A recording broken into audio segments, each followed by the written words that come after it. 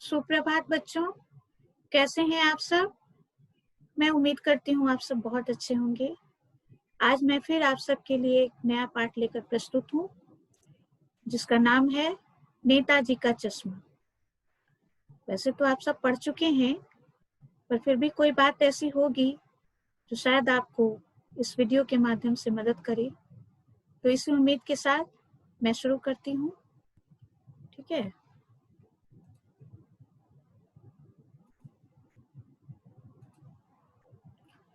बच्चों, पाठ नेताजी का चश्मा आपको पढ़ना है। ठीक है। आप देखिए किस प्रकार इस पाठ में एक कहानी के माध्यम से लेखक ने देशभक्ति की भावना को जगाने की कोशिश की है। तो आइए शुरू करते हैं। ठीक है। ये पाठ का नाम हुआ नेताजी का चश्मा। आप जैसा कि जानते हैं, तो बस आइए हम इसकी शुरुआत करते हैं। सबसे पहले पाठ के मुख्य बिंदु। इस पाठ के अंतर्गत सबसे पहले मैंने लेखक का परिचय दिया है। फिर पाठ में कौन कौन सी बातें हैं, कहानी के अंतर्गत पाठ की विषय वस्तु क्या है, कहानी की विषय वस्तु क्या है, उस पर हमने चर्चा करनी है। और उसके बाद उसके अंतर्गत जो मुख्य बिंदुएं आती हैं, जैसे मूर्ति, कहानी में मूर्ति के चश्मे बदलने की बात कही गई है, मूर्ति के चश्मे के पीछे की कहानी बताई गई है, मूर्ति पर चश्मा नहीं होने का कारण बताया गया है, मूर्ति पर सरकंडे का चश्मा किसने लगाया उसके बारे में बताया गया है, पाठ का उद्देश्य बताया गया है। वो तो सब कहानी के अंतर्गत होता है, किसी भी पाठ के अंतर्गत होता है। तो अब हम सबसे पहले लेखक के परिचय से शुरू करेंगे। लेखक का परिचय क्या है? लेखक इसके कौन है? स्वयं प्रकाश। स्वयं प्रकाश हिंदी के प्रसिद्ध कहानीकार हैं, जिनका जन्म इंदौर मध्य प्रदेश में 1947 में हुआ था। मैकेनिकल इंजीनियरिंग की शिक्षा प्राप्त करने के पश्चात वह नौकरी के लिए गए। वे भोपाल में वसुधा नामक पत्रिका के संपादन में भी जुड़े। उन्होंने कई रचनाएं लिखी हैं। मुख्य रूप से उनकी पहचान गद्य साहित्य के अंतर्गत एक कहानीकार के रूप में, उपन्यासकार के रूप में सामने आई है। उन्होंने अपनी कहानियों में मध्यम वर्गीय जीवन का कुशल चित्रण किया है। इनकी कहानियों में आम आदमी पर हो रहे शोषण पर कटाक्ष किया गया है। इनकी शैली प्रभावपूर्ण है, रोचक है और वर्णनात्मक रही है, और इनकी भाषा में तत्सम तथा देश शब्दों का भी प्रयोग मिलता है। आम बोलचाल के शब्दों का प्रयोग होने के कारण इनकी भाषा अत्यंत प्रभावकारी और रोचक हुई है। तो हम ने लेखक का परिचय देखा। मैंने संक्षिप्त रूप में परिचय दिया है।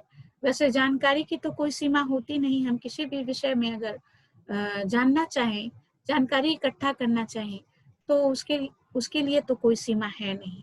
पर फिर भी पाठ के अंतर्गत ये बातें जरूरी थी बताना, इसलिए मैंने इतना बताया है। मैं उम्मीद करती हूँ कि आप इसको समझ गए होंगे। अब आगे बढ़ते हैं। पाठ की क्या रूपरेखा है? पाठ नेताजी का चश्मा देशभक्ति का संदेश देते हुए यह स्पष्ट करता है कि देशभक्ति केवल किसी भूभाग से प्रेम करना नहीं है। किसी विशेष भूभाग से हम अगर प्रेम करते हैं, जैसे कि सैनिक की बात हम करते हैं, सैनिक क्या करते हैं? सीमा पर खड़े होकर देश को शत्रुओं से बचाते हैं। ठीक है, वो बहुत बड़ी बात है। लेकिन क्या देशभक्ति का यही एक स्वरूप है? नहीं। देशभक्ति किसी विशेष भूभाग से प्रेम करना नहीं है, बल्कि देश का प्रत्येक नागरिक, प्रकृति, जीव जंतु, पशु पक्षी, पर्वत, पहाड़, झरने, इन सब से भी प्रेम करना और उनकी रक्षा करना देशभक्ति के अंतर्गत आता है ना।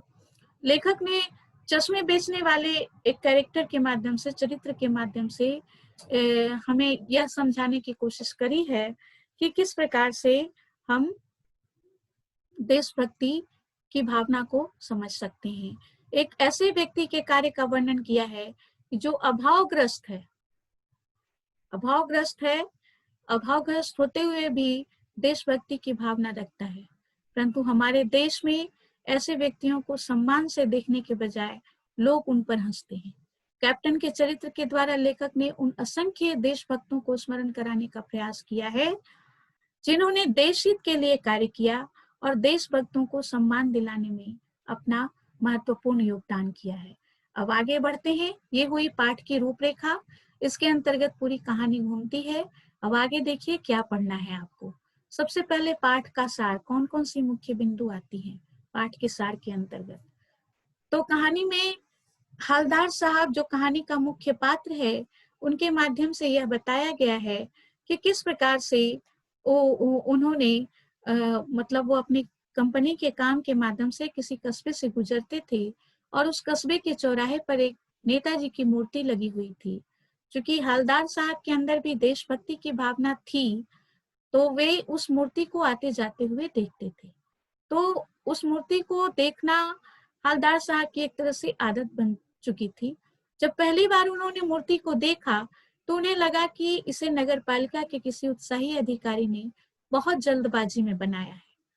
हो सकता है कि मूर्ति को बनवाने में काफी समय पत्र व्यवहार आदि में लग गया होगा, यह उनका अनुमान था, जिसके कारण इस कार्य को महीने भर में पूरा करने का विश्वास भी दिलाया गया होगा और मूर्ति तैयार की गई होगी। मूर्ति संगमरमर की बनी थी। उसकी विशेषता यह थी कि उसका चश्मा सचमुच का था। अब मूर्ति संगमरमर की है और चश्मा सचमुच का हो तो यह बात थोड़ा आश्चर्यजनक है और प्रभावित करने वाली है। हवलदार साहब को भी मूर्ति बनाने वाले का यह विचार बहुत अनोखा लगा, शायद पसंद भी आया हो, पर उन्होंने उसके बारे में कुछ जानकारियां इकट्ठी करनी चाहिए, क्योंकि जब भी वो वहां से गुजरते थे तो उन्हें मूर्ति जो है के चश्मे पर मूर्ति के चश्मे बदले हुए दिखते थे। तो हवलदार साहब को ये बात हमेशा खटकती थी कि आखिर इस मूर्ति पर लगा चश्मा बदल कैसे जाता है। तो उस कस्बे से गुजरते हुए वो एक पान वाले की दुकान पर रुकते थे और वहां पान खाते थे। तो इस दौरान उन्होंने चश्मे के बदलने के बारे में जो रहस्य था उस पान वाले से पूछा।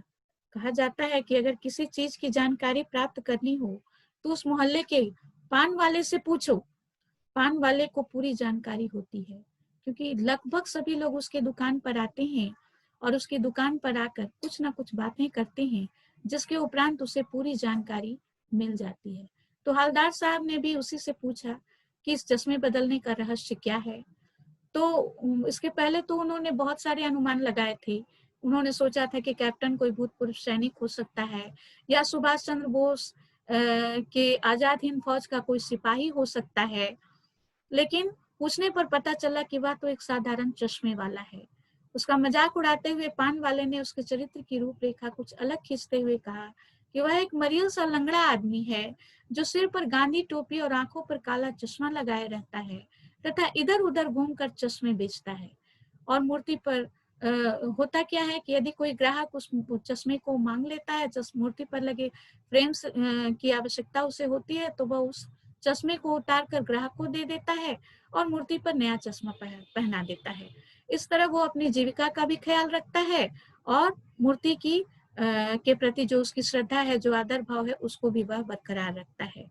तो यह बातें सुन करके कैप्टन के बारे में, उसके व्यक्तित्व के बारे में हवलदार साहब को बड़ा आश्चर्य हुआ कि क्या एक साधारण व्यक्ति भी अपने हृदय में ऐसे देशभक्ति का जज्बा रखता है। या दूसरे शब्दों में हम ये कहें कि हवलदार साहब चश्मे वाले की देशभक्ति के समक्ष नतमस्तक हो गए, तो ये बात भी गलत नहीं होगी। अब हम आगे देखें उस मूर्ति के चश्मे के पीछे की क्या कहानी थी, आखिर उस मूर्ति पर चश्मा क्यों नहीं बना था, ये भी समझना है थोड़ा। कि हवलदार साहब को पान वाले से ये बात पता चली कि उस समय बहुत कम था, जिसके कारण मूर्तिकार मूर्ति पर चश्मा बनाना भूल गया था और कैप्टन को नेताजी की मूर्ति बिना चश्मे के अच्छी नहीं लगती थी, इसलिए वह मूर्ति पर चश्मा लगा दिया करता था। तो इस बात को सुनने के बाद कैप्टन के प्रति लेखक के मन में मतलब श्रद्धा बढ़ गई और वे उसकी देशभक्ति के प्रति नतमस्तक हो गए।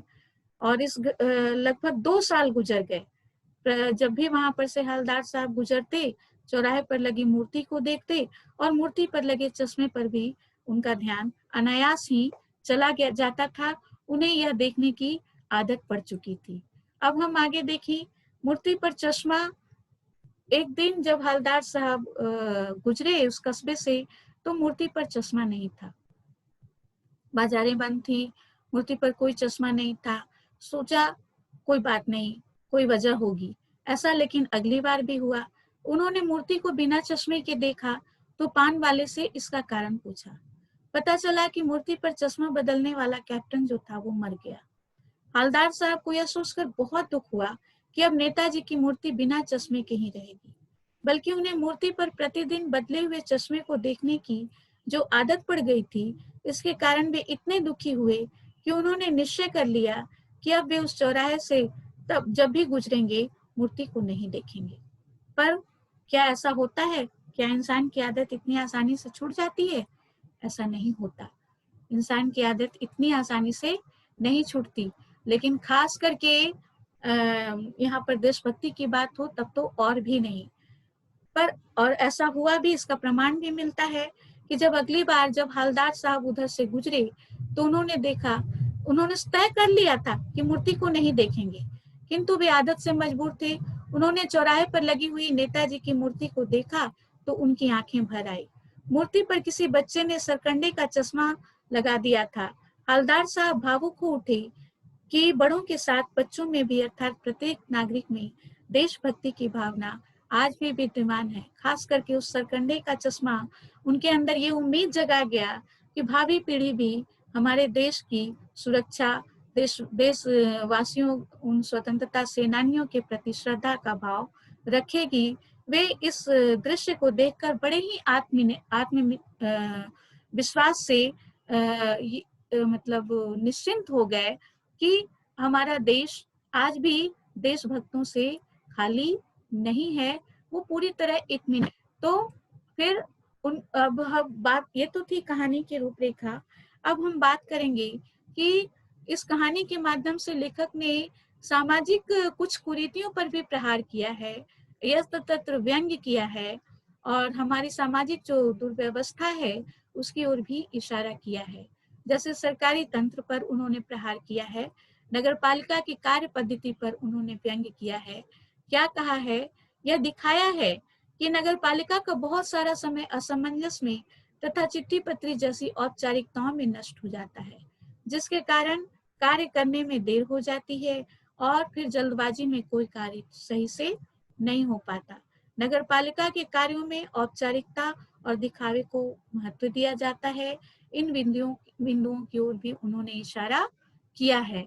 अब हम आगे देखें, इस पाठ के अंतर्गत कुछ चरित्र भी उभर कर आते हैं, जैसे हवलदार साहब का चरित्र, कैप्टन का चरित्र, पान वाले का चरित्र। तो हवलदार साहब का चरित्र कैसा था? वह भी एक देशभक्त थे तथा संवेदनशील व्यक्ति। सच्चे देशभक्त की पहचान थी कि वो नेताजी की मूर्ति को कितनी श्रद्धा और निष्ठा से देखते थे। इतने अपने व्यस्त समय में भी वह एक नजर उस मूर्ति की ओर जरूर डालते थे। और कैप्टन चश्मे वाले के प्रति भी प्रेम की, देश प्रेम की भावना और उसके प्रति नतमस्तक होना, इन बातों से वे बड़े प्रेरित हुए थे। तो ये बातें उन्हें एक देशभक्ति के रूप में प्रस्तुत करती है कि वे किसी भी महापुरुष या देश प्रेमी का मजाक उड़ाने वाले व्यक्ति को पसंद नहीं करते थे। देशभक्ति चाहे उन किसी भी प्रकार की गई हो, उनकी नजरों में वो सम्मान का विषय होता था। यहाँ तक कि वह कैप्टन के प्रति पान वाले की जो टिप्पणी थी वो उनके हृदय को आहत कर जाती है। वे यह महसूस करते हैं कि जो अपने देश को सब कुछ समझता है उसके बारे में भी लोग इस प्रकार की बातें करते हैं और ऐसी देशभक्ति को पागलपन कहते हैं। तो ऐसी भावना, ऐसी टिप्पणी देशभक्तों का अपमान करने के समान है, उनके बलिदान का अपमान करने के समान है। वास्तव में वह पागलपन की हद तक देश के प्रति त्याग व समर्पण की भावना रखने वाला व्यक्ति कैप्टन श्रद्धा का पात्र है, उपहास का नहीं। इस विचार से वो सहमत थे। तो इससे यह सिद्ध होता है कि वे एक सच्चे देशभक्त थे तथा अन्य देशभक्तों का हृदय से सम्मान करने वाले थे। ठीक है, अब हम आगे देखें कैप्टन का चरित्र कैसा है, कैप्टन के चरित्र की क्या विशेषताएं हैं। कैप्टन चश्मे वाला किसी फौज का कैप्टन तो था नहीं और न ही वह नेताजी की आजाद हिंद फौज का सिपाही था। वह तो बेहद बूढ़ा मरियल सा एक आदमी था जो सिर पर गांधी टोपी और आंखों पर काला चश्मा लगा करके इधर उधर बांस पर चश्मे लेकर के घूमता था। ठीक है, उसमें देशभक्ति की भावना कुट कुट कर भरी थी जो उसके आचरण से साबित होता है। इसलिए वह हमेशा नेताजी की मूर्ति पर कोई ना कोई चश्मा लगा देता था। यही उसका आचरण था और इससे यह सिद्ध होता है कि वह देशभक्त था। कैप्टन का प्रतिदिन नेताजी की मूर्ति पर चश्मे बदलना, मूर्ति को बिना चश्मे के ना देख पाना, इस बात की ओर इशारा करता है कि वह एक सच्चा देशभक्त था तथा अपने स्वतंत्रता सेनानियों का बेहद सम्मान करता था। इसीलिए अपने सामर्थ्य के अनुसार कैप्टन की मूर्ति पर अपने चश्मे बेचने वाले फ्रेम में से कोई एक फ्रेम वह लगा दिया करता था। तो यह बात उसके चरित्र को निखारती है और उसके अंदर की देशभक्ति की भावना को उजागर करती हैं। अब हम आगे देखें पान वाले का चरित्र। पान वाले का भी चरित्र जो है वह देखा जाए तो कुछ हद तक, अब आदमी चाहे कैसा भी हो, वो उच्च कोटि के चरित्र का मालिक हो या निम्न कोटि के चरित्र का मालिक हो, चरित्र तो सबका होता है। तो पान वाले का रेखा चित्र खींचते हुए लेखक ने यह बताया है कि पान वाला मोटा और खुशमिजाज आदमी था। वह किसी भी बात की तह में जाए बिना टिप्पणी कर देता था। वह एक तरफ ग्राहक के लिए पान बनाता था तो दूसरी तरफ खुद भी उसका मुंह पान से भरा रहता था। उसने चश्मे वाले के बारे में जो बताया उसे लेखक को यह स्पष्ट हो जाता है कि वह पान बेचने वालों उसे किसी व्यक्ति की दिनचर्या, उसकी भावना और संवेदना से कोई मतलब नहीं है। वह लंगड़ा क्या जाएगा फौज में, पागल है पागल, उसका कथन इसी बात को सिद्ध करती है कि वह असंवेदनशील मजाकिया व्यक्ति है। ठीक है, और उसे किसी भी संवेदना से कोई मतलब नहीं है। अब हम आगे देखें पाठ का क्या उद्देश्य है। पाठ का उद्देश्य, चूंकि कहानी है तो उद्देश्य भी है, तो उद्देश्य तो सार के अंतर्गत भी मैंने बता दिया है, पर फिर भी पूर्ण रूप से उद्देश्य क्या है ये यहाँ समझना आवश्यक है।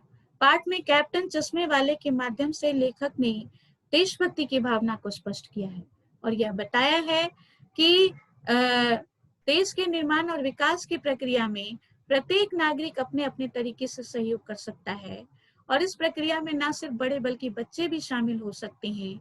देश का प्रत्येक नागरिक देश के प्रत्येक वस्तु से प्यार करता है। हर व्यक्ति देशभक्त है। देशभक्ति दर्शाने के लिए आवश्यक नहीं कि हम केवल सीमा पर खड़े होकर शत्रुओं से दो दो हाथ करें, बल्कि पाठ में लेखक ने चश्मे वाले और छोटे बच्चों के द्वारा मूर्ति पर सरकंडे का चश्मा पहनाया जाना, इन दोनों प्रसंगों से यह सिद्ध किया है कि देशभक्ति का जज्बा हृदय में होना चाहिए। हमारा प्रत्येक कार्य अगर पूरी ईमानदारी और निष्ठा से समर्पित है तो वह देश की भावना, सेवा और भावना से समर्पित है और यही सच्ची देशभक्ति है। इसे भी हम देशभक्ति के स्वरूप के रूप में समझ सकते हैं, जान सकते हैं। तो इस तरह से देखा जाए तो आपका ये पाठ जो है वह पूरा हुआ। अब आप मैं उम्मीद करती हूँ कि जो बात में मैंने समझाई वो आपको समझ में आई होंगी और अगर कोई बात रह गई हो तो आगे कभी मौका मिला तो मैं समझाऊंगी। तो तब तक के लिए इतना ही। आज मैं विदा लेती हूँ, फिर एक नए पाठ के साथ मैं फिर मिलूंगी और तब तक के लिए विदा। धन्यवाद।